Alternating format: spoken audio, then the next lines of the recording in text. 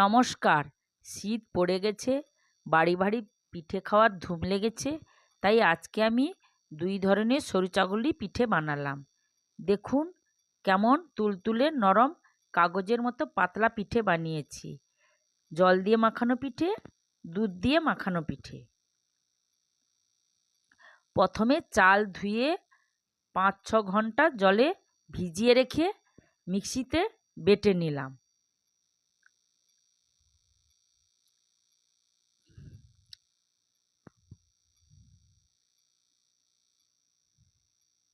চাল বাটা দুভাগে ভাগ করে নিলাম।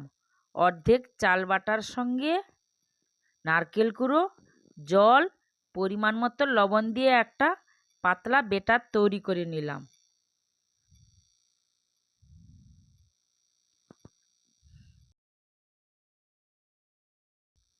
বাকি অর্ধেক চাল বাটার সঙ্গে দুধ, অল্প নারকেল কুড়ো, লবণ দিয়ে একটা পাতলা বেটার তৈরি করে নিলাম। জলের বদলে এখানে আমি দুধ ব্যবহার করেছি। এই পিঠা খেতে খুবই ভালো লাগে।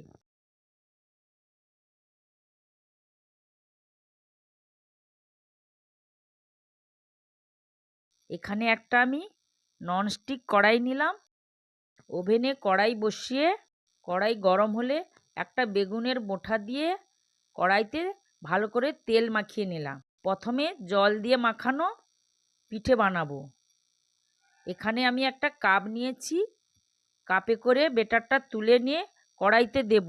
কড়াইটা হালকা হাতে ঘুরিয়ে ঢাকা দিয়ে দেব। মিনিট খানেক পরে ঢাকনা খুলে একটু ওয়েট করব। পিঠে এমনিতেই হাত দিয়ে তুলে নেব। আপনারা পারলে খুন্তি দিয়েও তুলতে পারেন।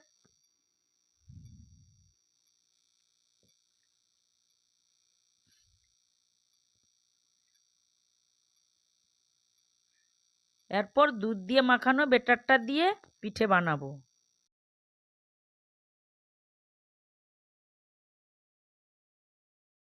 আমার রেসিপি যদি আপনাদের ভালো লাগে অবশ্যই লাইক এবং সাবস্ক্রাইব করবেন।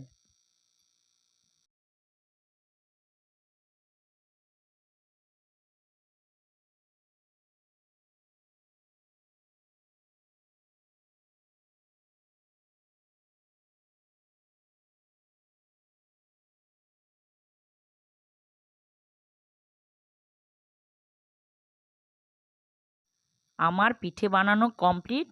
এবার একটা প্লেটে সাজিয়ে খেজুর গুড় দিয়ে পরিবেশন করব।